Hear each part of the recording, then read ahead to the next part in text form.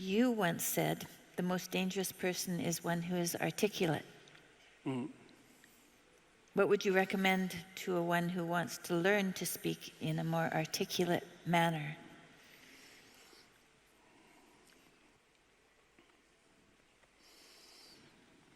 Well, articulate is an interesting word, because if your joints are articulated, and that means you can do things with them because they're articulated, right? They're not one solid, vague mass. They're differentiated. And someone who's graceful is articulated and compelling because they're articulated. And speech is a form of articulation in that manner because the act of speech itself is extremely complicated. It's a very complicated motor activity, right? It's a very complicated action to dance with your tongue, let's say. And it is definitely the case that there is no more exceptional form of the capacity to be dangerous than to be articulate. And one of the things that really shocks me, and part of the reason that my son and I and our co-workers developed this essay app, is that young men in particular are never taught this. It's like, well, why be literate? Well, do you want to be competent and dangerous, or do you want to be vague and useless? Because those are your options, and I don't care what your job is. It doesn't matter what you end up doing. You know, if you're a plumber, I have great respect for plumbers, by the way, and you're articulate, you can negotiate with your clients, you can introduce your coworkers, you can make a case for your employees, you can advertise your services, you can think through your problems. You're firing on all cylinders. Our whole culture is based on the idea of the supremacy of the word. Our whole culture is based on the idea that it is the word itself that extracts habitable order from chaos and possibility. And the reason our culture is predicated on that is because it's a deep truth. And to the degree that our culture actually embodies that, it works. So it's a great thing to be articulate. And it would be so lovely if our educators were wise enough to communicate this appropriately to young men who are striving forward, and to let them know in no uncertain terms that if they want to make themselves into forces to be contended with, that there's no surer route to that than an exceptional poetic literacy. Now, it's not like young people don't have an intuition of this. There are reasons they admire rap musicians, for example, who are often extraordinarily articulate in their performance and their capacity for spontaneous poetic utterance.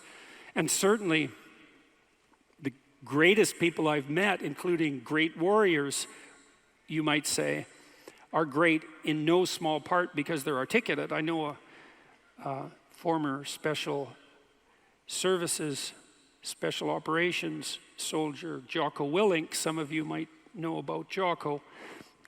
He's got a pretty decent online following, and he's about 4 feet wide and about 3 feet thick, and he's one tough son of a bitch. I'll tell you, you don't want to mess with him, and he knows perfectly well and is very capable of articulating the fact that his success as a eminent warrior is in no small part dependent on his ability to communicate. Because he could communicate well, he could listen to the men who were under his command. Because he was articulate, he could explain to his superiors the situation on the ground.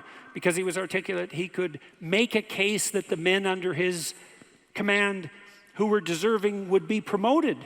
Because he could think in an articulate manner, he could plan strategically and not lose battles. Okay, so that's the case for being articulate. And what's the alternative? You want to be inarticulate? You want to say and like and and pause and stumble and be unable to formulate a strategy, be unable to elucidate a vision, be unable to compel? and convince other people, to entice them with your articulated vision of what might be? You want the opposite of that? Why would you want that? You would choose awkwardness over grace? It's preposterous. It's beyond foolish. And I cannot understand for the life of me why this case isn't made in a compelling manner, particularly to young men. And I know it's not being articulated to young men because they're dropping out of the educational realm in droves. And it's unbelievably sad. So, how do you become articulate? Well, by paying attention to what you say. That's a good start. And what do I mean by that? I mean, pay attention to what you say. So you can think of this as an analogy. So imagine that you're trying to walk across a swamp, and the swamp is murky, but you know there's a path. You know there's a path of stone under the water, but it twists and moves. And if you stay on the path, you won't drown. The crocodiles in the swamp won't devour you. And as you walk forward, you can feel with your next step where the stone might be. And then you feel it's solid, then you take that step, and then you do the same thing with your foot again. You search and you find out what's solid, and you step on it, and you move forward in that manner. That's what you do with your words.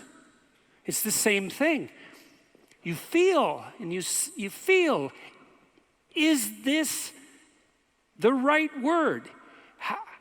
Is the fact that I'm uttering it putting me together and making me intact and stronger, or is it tearing me apart and making me dissolute and weak? And you can learn to do that. I learned this in part from reading Carl Rogers, who's a great clinician, and Rogers believed that the integration of language and action was a necessary precondition for operation as an effective clinician, that you had to align what you said with who you were, and that one of the things that your clients would be evaluating you for was that capability. And you might say that someone with that capability manifests themselves as genuine and trustworthy. And more than that, I would say also as compelling and interesting, although that can be gamed. But the entire combination that emerges out of the domain of articulate communication can't be gamed. It's not easily. You feel your way.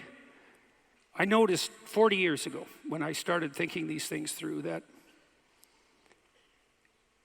much of what I said actually made me feel weak. I didn't know why exactly, but sometimes some of the things I said didn't have that effect.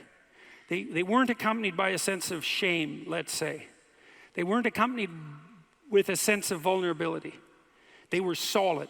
And at the beginning, that was probably only about 5% of what I said. The rest of it was instrumental. You know, it was language I was using to get my way in the manner that Tammy described when she introduced me tonight. There was an arrogance in my use of language that had to do with the desire to attain proximal victories, right? To appear smart, let's say, to win an argument, something like that. A very different idea than merely feeling my way along to see what word was appropriate for what moment. But you can learn to do that. And you can listen to yourself, and you can stop humming and hawing and using like and you know and fillers. And you can take the time necessary to craft your words carefully. And you can practice merely saying what you believe to be true. And you can read. And you can read great writers. And you can write. And you can write about what you think about the problems that obsess you. And you can become articulate as a consequence. And there'll be nothing about that that isn't the adventure of your life. And so it's a moral endeavor in some real sense. Right? To become articulate is to become the master of your own tongue. And to become properly articulate is to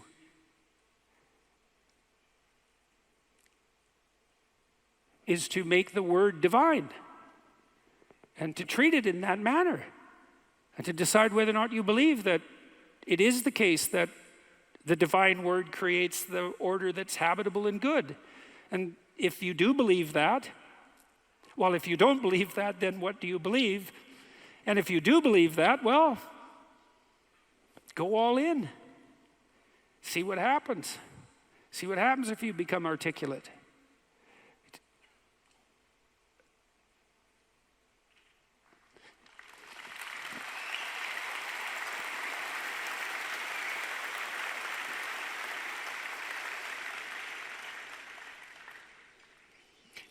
I'll give you one more small example. Tammy touched on this in the introduction too. She said she'd learned to pause. You can pause. It's a prayerful pause in some sense. When you're in a discussion with someone, you can ask yourself, they might present you with a question or a conundrum or a proposition, and instead of responding with what you know to be right, so to speak, you could just ask yourself, what do I actually think about that? But it has to be a real question. It has to be the kind of question that you'd pose to someone you didn't know. It has to be a question predicated on the idea that you might not know who you are and that you could ask. And so someone will present you with a question, you think, okay, what do I think about that? But you have to want to know the answer, and then the answer will make itself known, because that's how thought works, and then you can just communicate that answer. And if you do that, you'll be interesting right away. You'll be interesting to the person that you're talking to. And if they do that to you, they'll be interesting too. And then if you both do that, you'll have an interesting conversation. And if you have an interesting conversation, you'll both grow as a consequence. And that's actually the pathway to growth. And you just wait. You can wait. You can open yourself up to the possibility that what needs to be said will make itself manifest, if that's what you are striving for, if that's what you're asking for. And then you can merely communicate that. You have to abandon instrumentality to do that. So one of the reasons Joe Rogan is so successful, by the way, is that that's what Joe does. He just asks questions. He isn't trying to get something from his guests. He's not trying to become more famous. He doesn't need any more money. There's no instrumental utilization of language in his discourse. He's just a humble lunkhead, in the most profound sense, who would like to know more than he knows, and who asks all the stupid questions he can think up. And it turns out that he's actually very, very smart and very well educated now, after talking to hundreds and hundreds of people and listening. And so the stupid questions he asks aren't stupid, and they're questions that are shared by virtually everyone who's listening. And he takes his listeners along on this process of exploratory endeavor, and it's the pathway to success. And the same thing can be true of your life. The pathway to success is much,